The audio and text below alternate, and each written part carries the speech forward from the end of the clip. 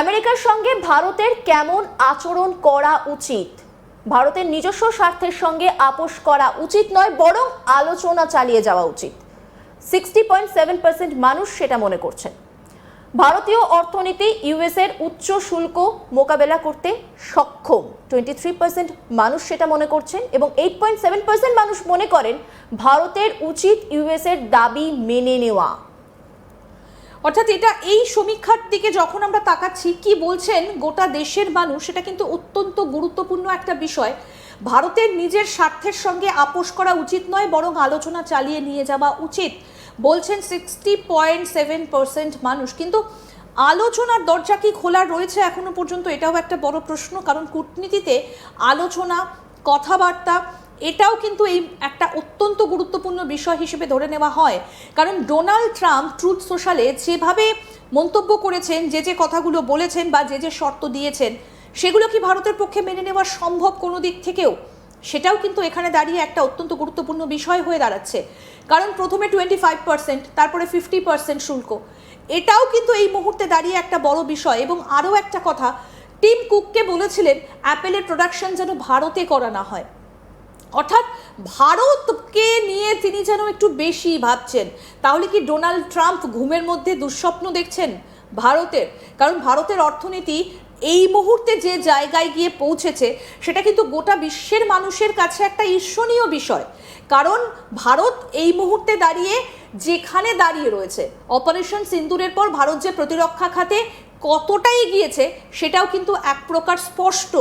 এবং এটা সমীক্ষার হিসেবে গোটা দেশের মানুষ যেটা বলছেন, ভারতের নিজস্ব স্বার্থের সঙ্গে আপোষ করা উচিত নয়। ভারত রাশিয়া থেকে যে তেলটা কেনে, সেই তেলে ভারতের অনেকটা ছাড় হয়, অনেকটা কম দামে সেই তেলটা ভারত কিনতে পারে। সুতরাং সেখান থেকে কেন ভারত বিনা কারণে বেরিয়ে আসবে? এবং রাশিয়ার সঙ্গে ভারতের একটা বাণিজ্যিক সম্পর্ক রয়েছে, একটা সুন্দর সম্পর্ক রয়েছে। সেই জায়গা থেকে কেন ভারত নিজের স্বার্থের সঙ্গে আপোষ করবে? এটা কিন্তু একটা বড় প্রশ্ন। এবং এই যে সমীক্ষা, আজ তাক বাংলার সমীক্ষা, ইন্ডিয়া টুডে সি ভোটারের সমীক্ষায় 60.7% মানুষ বলছেন যে ভারতের স্বার্থের সঙ্গে আপোষ করা উচিত নয় এবং আলোচনা চালিয়ে নিয়ে যাওয়া উচিত। এরপরে যেটা বলা হচ্ছে, ভারতের অর্থনীতি ইউএসের শুল্ক মোকাবেলা করতে সক্ষম বলছেন 23% মানুষ। ভারতের অর্থনীতি এই মুহূর্তে যথেষ্ট সুদৃঢ়।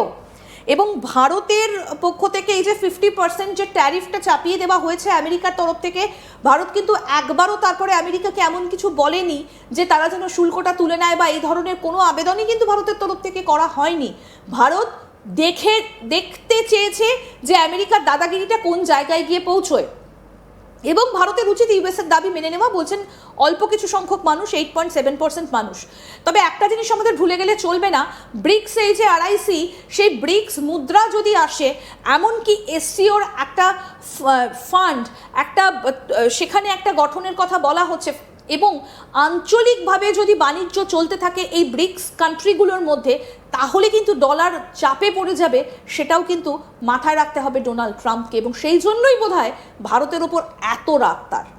এবং পাশাপাশি ইন্দিরা, এখানে কিন্তু আরও একটা জিনিস বলতেই হচ্ছে যে ডোনাল্ড ট্রাম্প ট্যারিফ ঘোষণার পরবর্তী সময় আমরা দেখেছি শুধুমাত্র ভারত চুপচাপ মেনে নিল, মানে শুধু দেখার চেষ্টা করেছে যে কোথাও অবধি পরিস্থিতি যায়।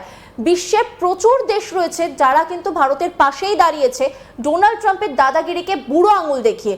অর্থাৎ ডোনাল্ড ট্রাম্প যে দাদাগিরি দেখানোর চেষ্টা করছে, যে দাদাগিরি চালানোর চেষ্টা করছে, সেটা কিন্তু অনেকটাই এই সময় দাঁড়িয়ে কোণঠাসা, সেটা কিন্তু বলা যেতেই পারে। ইনফ্যাক্ট তার নিজের দেশেও প্রচুর মানুষ কিন্তু তার বিরুদ্ধে যাচ্ছে, সেই ছবিটাও কিন্তু আমরা বিভিন্ন। তবে আরেকবার জানিয়ে রাখবো যে বিষয়গুলো নিয়ে আমরা আলোচনা করছি, পরিস্থিতিগুলো তুলে ধরার চেষ্টা করছি, এবং এটা কিন্তু একটা সমীক্ষা। কি বলছেন দেশের মানুষ, কি উঠে এলো ইন্ডিয়া টুডে এবং সি ভোটারের সমীক্ষায়, আজ তাক বাংলা সেটাই তুলে ধরছে। একেবারে এর পরের সমীক্ষার দিকে একটু নজর রাখবো।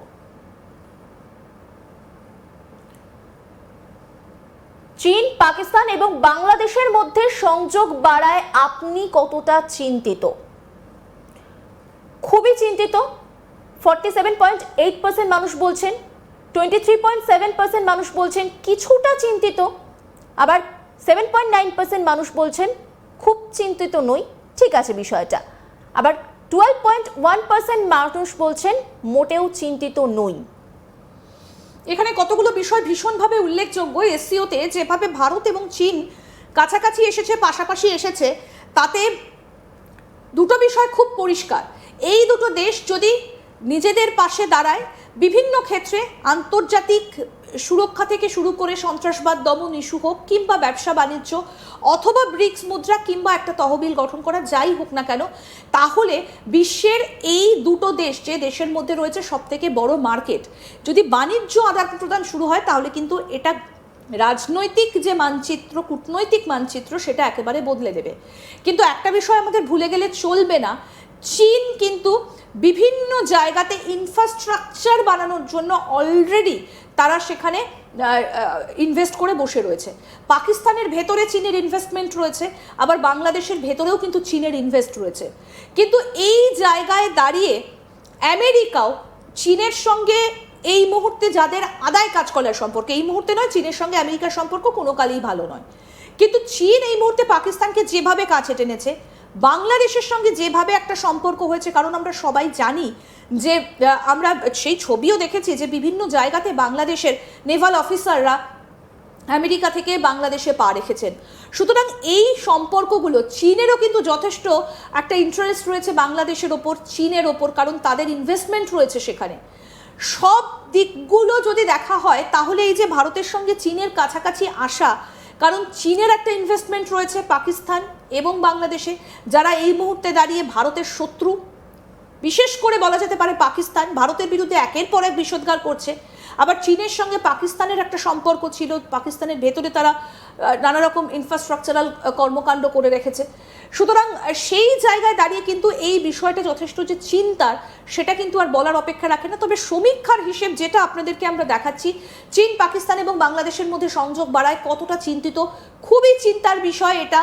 এবং এটা কিন্তু অত্যন্ত গুরুত্বপূর্ণ একটা বিষয়, কারণ ভারতের সঙ্গে চীনের সম্পর্ক আগামী দিনে কোন দিকে মোড় নেয়, সেটা কিন্তু একটা অত্যন্ত গুরুত্বপূর্ণ বিষয়। কারণ তিক্ততা কিন্তু চীনের সঙ্গে ভারতের ছিল, এবং সেটাকে কতটা ভুলে, কতটাকে সরিয়ে রেখে দুই দেশ কাছাকাছি আসবে, সেটাও কিন্তু একটা অত্যন্ত গুরুত্বপূর্ণ বিষয় এই মুহূর্তে হয়ে দাঁড়িয়েছে।